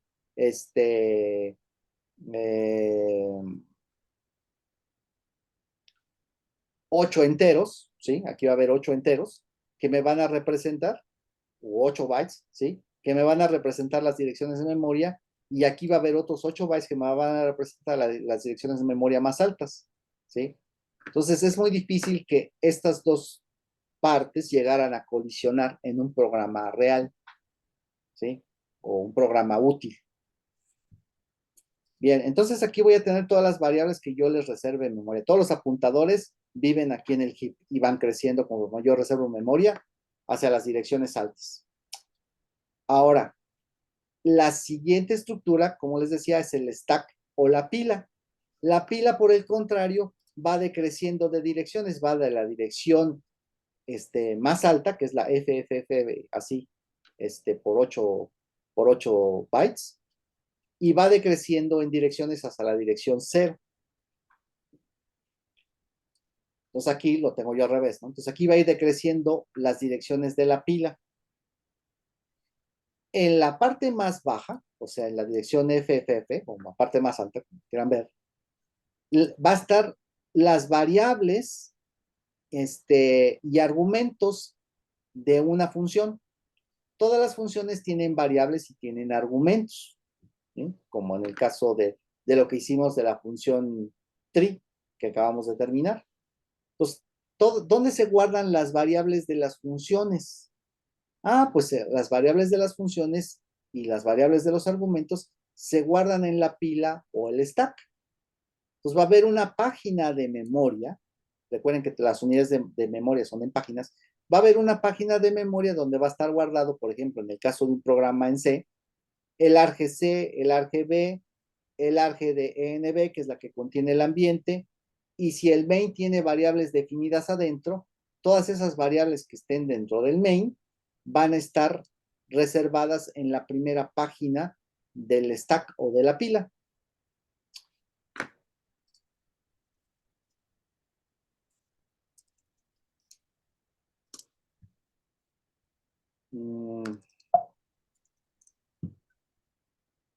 Entonces, esta función main, que tiene esta estructura opciones y este entero IJ, va a tomar o le va a reservar en la página más alta, de dirección más alta, ahí van a estar el argc, el argb, este argb, los demás, el argnb, que aquí no está metido, pero que realmente sí existe, este struct opciones y este entero IJ, todo eso va a estar guardado aquí en esta primera página de memoria. Luego, cuando el main mande llamar a una función como por ejemplo tree, las variables de tree, que son todas estas, junto con sus argumentos, se van a guardar en la siguiente página de memoria del stack. Entonces se va a reservar otra página de memoria y en esa página se van a meter las variables que tenga la función que acabo yo de llamar. Y si vuelvo a hacer otra llamada, como en el caso aquí, que volví a hacer otra función recursiva, que volví a llamar yo a tree, entonces se reserva otra página más y en esa otra página se van a meter de nuevo otras variables que son locales a la función. Pues todas las variables locales de funciones se guardan en el stack. Y cada vez que yo salga de la función, esas variables que se habían reservado en esa página de memoria, simplemente ya no van a estar direccionadas, siguen estando ahí, pero ya no están en uso. ¿Sí? Ya no fue reservada esa memoria. Les voy a hacer un... Sí, está bien. Ya voy a terminar. Aquí se queda el video. Ya voy a acabar la clase de hoy. Entonces, para hacer un ejemplo rápido, ya para terminar esto del manejo de la memoria, voy a poner de nuevo aquí mi mapa de memoria. Aquí va a estar la página para la función main, ¿no? Y que va a tener su argc, su argv, etcétera. Las demás variables locales de la función main van a estar ahí. Y cuando main, en el caso de este ejemplo tree, mande llamar a la función tree, entonces aquí en el stack se va a reservar otra página y aquí yo voy a meter las variables de la función tree, que puede ser el dirent, apuntador, ¿sí? Puede tener ese de nivel, etcétera. Todas las variables, todas esas que están aquí, todas estas, se van a guardar en esa sección de memoria. Cuando tree mande llamar de nuevo a sí mismo, entonces vuelve a reservar otra página aquí y estas mismas variables, ¿no? Estas mismas variables se van a volver a crear acá, ¿sí?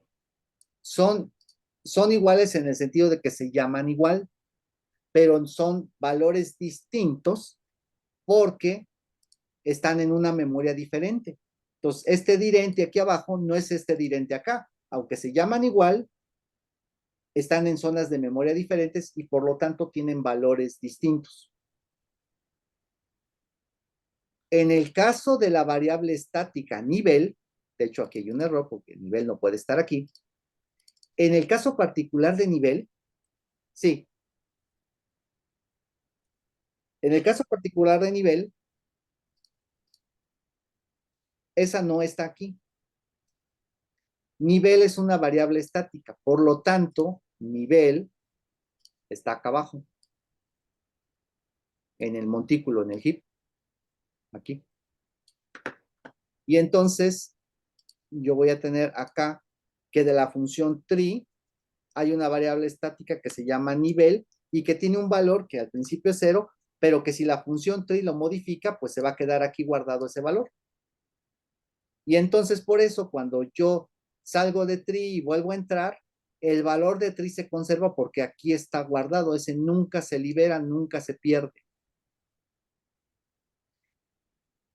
Ahora vamos a pensar que salí de tree, ya me salí.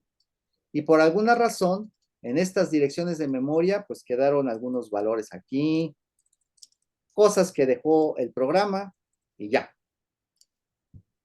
Pero ahora el apuntador del stack, que se llama stack pointer, está acá. Y vuelvo a llamar a tree. Ok. Entonces vuelvo a llamar a tree. Entonces se va a volver a crear o se va a volver a reservar estas variables aquí adentro. Aquí van a estar. Pero ¿qué pasa? Que en el stack yo voy a tener basura, porque como el stack se está reutilizando, cada vez que yo salgo de un programa, de una función, el resto de la función, lo que haya guardado, las variables, todo eso, se quedó ahí en esa página de memoria. No se borra, ni se limpia, ni nada. Entonces, cuando yo entro a una función, las variables de la función van a tener, aunque están asignadas en zonas de memoria, van a tener basura. Por esa razón, todas las variables de una función se tienen que inicializar antes de usarlas, porque si yo las uso sin inicializar, van a tener basura. Cosa que no ocurre con las variables globales, porque las variables globales están en otro lado y siempre se inicializan por lo menos con 0 si es que yo no le puse un valor. ¿Se entiende cómo ocurre el manejo de las llamadas a función, las variables locales y las variables globales en el manejo de memoria que hace un programa en C? Sí. Entonces, cada vez que se manda a llamar a una función, por ejemplo esta, que se mandó llamar recursivamente, se le va a asignar una página de memoria y ahí va a crear sus variables.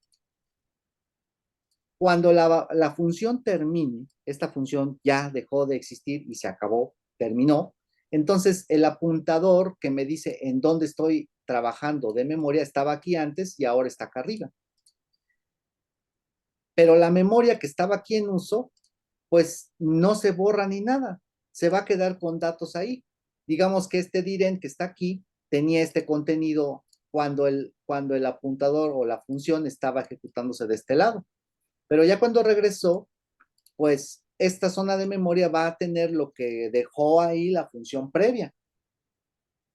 Que que para mí ya una vez que yo dejo de usarlo se convierte en basura.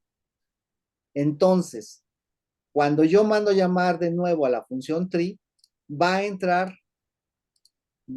de nuevo en esta sección de la memoria, ¿sí? Va a tratar de entrar aquí, pero si yo no inicialicé las variables locales de la función, ¿sí?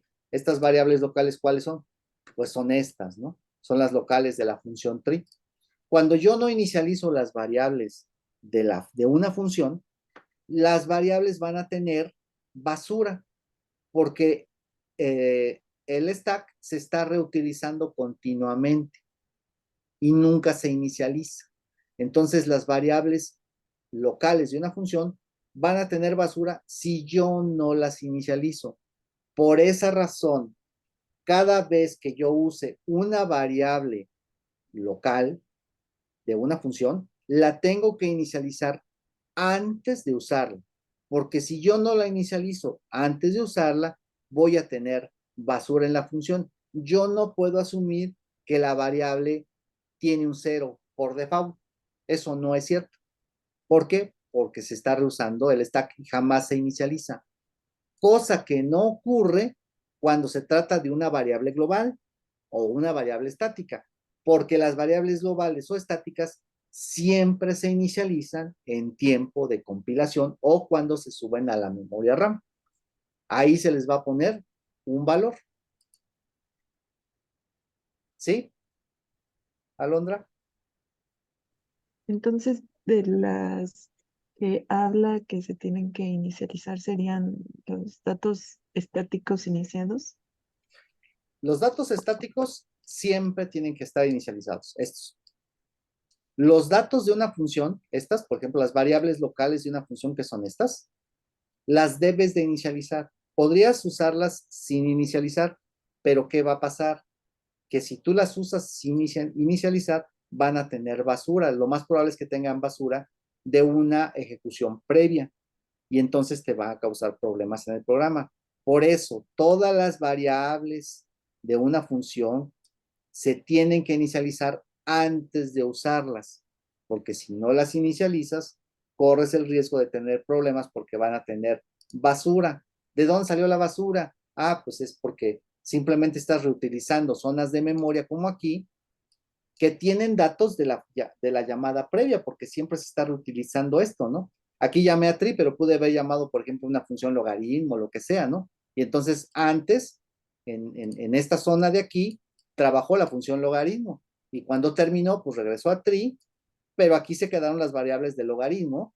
Y si tú mandas llamar recursivamente a tree y vuelve a entrar tree, como está aquí, pues lo que va a encontrar es basura de la función previa. Por eso no debo usar una variable local de una función sin haberle asignado un valor previamente. Los compiladores actuales modernos te van a decir, estás usando una variable sin haber inicializado, lo va a marcar como un warning. Te va a decir, advertencia, aquí estás usando esta variable y no ha sido inicializada. Ya si tú le asignaste un valor, por ejemplo, vamos a pensar aquí, veamos esta, ¿no? Veamos que aquí dp no está siendo inicializada. Es decir, cuando entre la función tree, dp puede tener basura, puede tener un cero, puede tener lo que sea. Antes de usarla yo, le tengo que dar un valor. Y aquí, antes de usarla, en todo este segmento de acá, dp no fue usado para nada. Y aquí hay una asignación a dp. Entonces, antes de usarla, es decir, antes de tomar valores de dp, yo aquí le estoy asignando un valor. Por eso no falla. Pero si yo quisiera leer dp como está, por ejemplo, aquí, antes de haberle asignado un valor, aquí el compilador de entrada va a decir, estás usando una variable sin inicializar. ¿Ok? Ah, ok, sí comprendo. Gracias. ¿Sí? Mañana a ver si puedo, les muestro un ejemplo exactamente de esto de que la variable tenga basura si yo no la inicialicé y cómo me genera un warning el compilador. Bueno, pues vamos a dejarlo aquí. Ahorita les subo el video y nos vemos mañana, ¿ok? Vale, solo una pregunta rápida. Sí, dime. Si imprimo el valor de un apuntador, que lo que me imprime es una dirección, ¿ahí estoy viendo también memoria virtual o ahí sí vería real? No estás viendo virtual. Los Ah, apuntadores son virtual. ok, perfecto. Nunca tienes acceso a la memoria real, solo el kernel. Más que en modo kernel. Ok. Vale, Vale. nos Muchas vemos. gracias. Nos vemos. Gracias, hasta mañana. Hasta mañana.